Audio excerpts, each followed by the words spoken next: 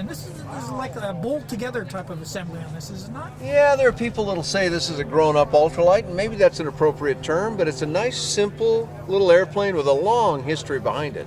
This one actually, can't tell it anymore, but this started out as an airplane long, long ago called a Weedhopper, and grew slowly over many design iterations into what you see today, an Indian-built airplane, and brought into the United States by this X-Air group located in Washington State.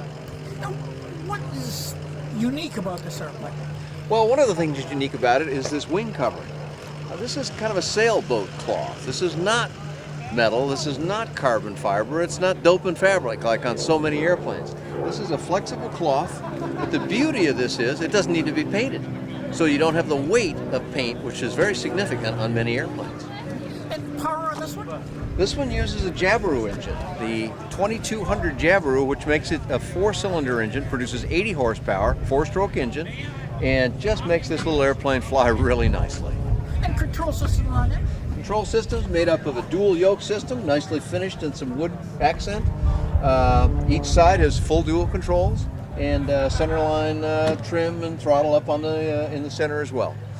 Now, how long has this aircraft actually been out of the market? You mentioned Weedhopper, which of course goes right back into the 70 era, but I don't imagine this airplane was developed in 1970. No, this one, there was a Weedhopper F, X-Air F model that came before this one that looks a little more like the old Weedhopper, and this one was taken a whole step further, basically kind of a stepping stone in the route to the modern LSA we have today, but there's still lots of room for a little airplane like this for one big reason. This has a very low price tag on it.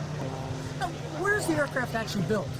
The aircraft is fabricated in India by an organization called Raj Hamsa, sounds very Indian, but brought into Washington where they do all the final assembly, and then they fit all of the avionics and fit up the engine and do some of the work that really creates this into the special light sport aircraft it is today. So they Americanize it when they bring it over there? Sure they do. Well, a lot of this is probably American source. That's not an uncommon quality in this class of airplanes.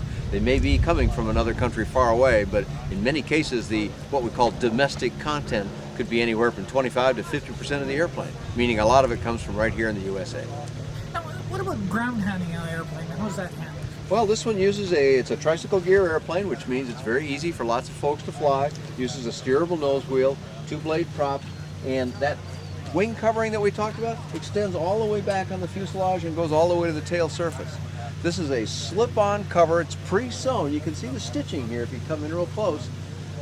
And this is made basically like the way a sailboat sail is made. Very durable, strong cloth. But somebody get some more information on the airplane now.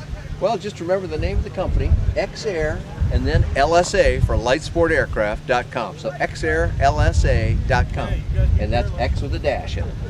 And do you also have a flight report on this, Dan? I do have a flight report on this and its predecessor, which was made by a different company, but an almost identical airplane. That's available on my website, bydanjohnson.com, bydanjohnson.com.